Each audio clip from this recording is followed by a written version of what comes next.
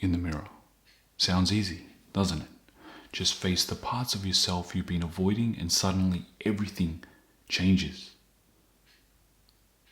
But let me tell you, this is one of the hardest things I've ever had to do.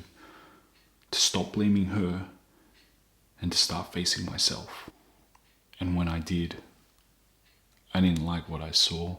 The fear, the kindness wrapped in manipulation, the good man act I clung to so I wouldn't have to admit my flaws. For years I told myself I'm supportive, I'm the good partner, and any time I didn't meet that expectation, I blamed her.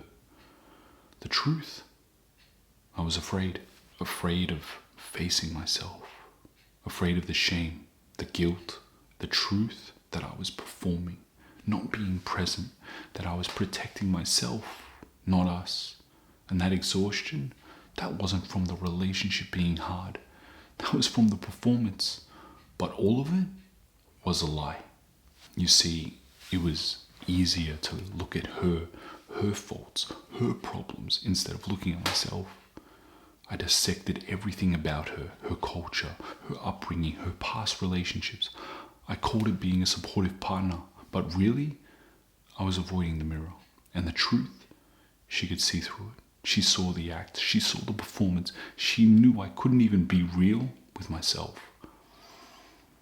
Once, about a situation with a friend, she said to me, "You're manipulating." And I snapped back. "What? No, you don't understand. I'm trying to help you. I'm on your side. Why can't you see that?" Classic ego move. Make her the problem for not seeing my performance. But all of that came down to one thing. Ego craves control. Ego craves being seen as the good guy. So when her reality didn't match my performance, I denied it. Or worse, retaliated. "What do you mean I don't support you? Look at all I do." Keeping score, weaponizing my effort, proving I was the good guy instead of actually being present. It finally hit me when I stopped denying her reality and said, "Okay, if I'm the villain in your story, then so be it. I'm not going to fight with you on your experience anymore. Not because I was giving up, but because I finally stopped needing to be right. I let go. I accepted it was probably over. And then I just sat there and listened. Really listened. And for the first time, I didn't defend. I didn't twist her words. I didn't perform.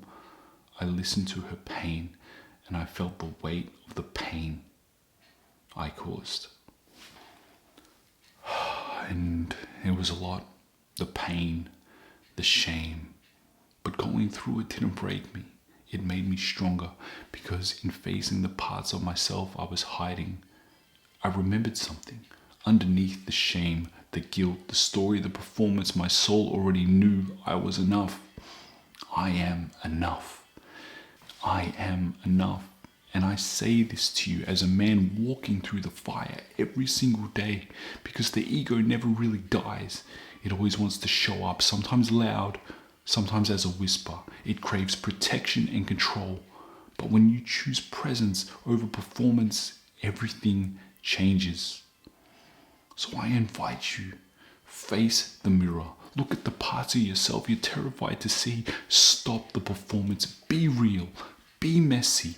Be raw. Because there's beauty in being real.